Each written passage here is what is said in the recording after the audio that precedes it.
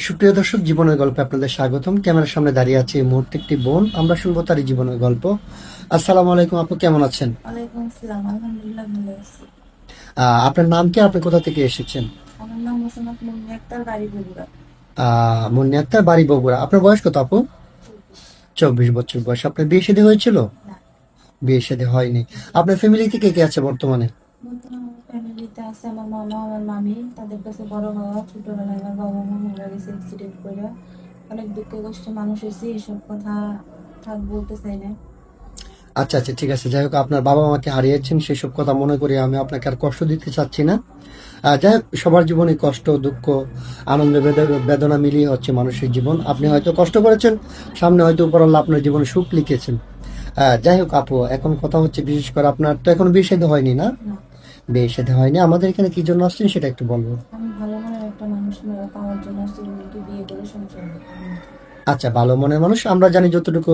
সবাই ভালো মনের মানুষ হয়। আপনি কেমন ধরনের ছেলে পছন্দ করেন সেটা বলুন। কেমন ধরনের আজকাল তো মানুষের মনের ভিতরে ঢুকে বোঝা যায় না যে কে কিরকম।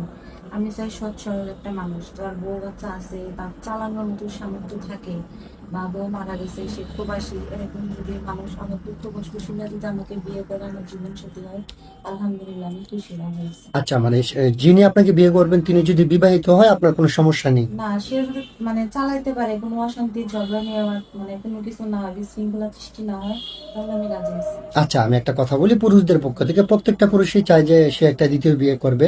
আচ্ছা, কেউ তার একটা স্ত্রী আছে, থাকার পর তার সামর্থ্য আছে, সে চালাতে পারবে।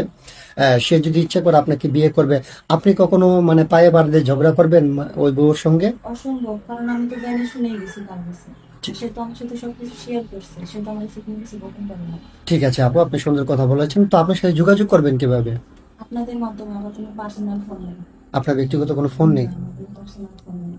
আচ্ছা, ঠিক আছে। সুপ্রিয় দর্শক, এই মুহূর্তে দেখতে পাচ্ছেন ডিসপ্লেতে একটি নাম্বার। এই নাম্বারটা হচ্ছে আমাদের ইউটিউব চ্যানেল কর্তৃপক্ষের নাম্বার। এই নাম্বারে ইমো, হোয়াটসঅ্যাপ আছে। যদি কোনো ভাই এই আপুটির সঙ্গে যোগাযোগ করতে চান, ওনার দায়িত্ব নিতে চান, তাহলে ওনার একটা ছবি স্ক্রিনশট মেরে পাঠিয়ে দিয়ে আমাদেরকে ভয়েস করবেন। আমাদের প্রতিনিধিরা আপনাদের সাথে যোগাযোগ করবে। কেউ অযথা অডিও কল, ভিডিও কল দিয়ে আমাদেরকে বিরক্ত করবেন না, তাহলে আমরা ব্লক করতে বাধ্য হব। আচ্ছা, ঠিক আছে আপু, আপনি নামাজ কালাম পড়েন? জি। আপনার সিঙ্গেল ফ্যামিলি পছন্দ না জয়েন্ট ফ্যামিলি? আমার জয়েন্ট ফ্যামিলি, আমার জয়েন্টটাই বেশি, কারণ যেহেতু সিঙ্গেলে বড় হয়েছি, তারা আমাকে ভালোবাসা পাই না।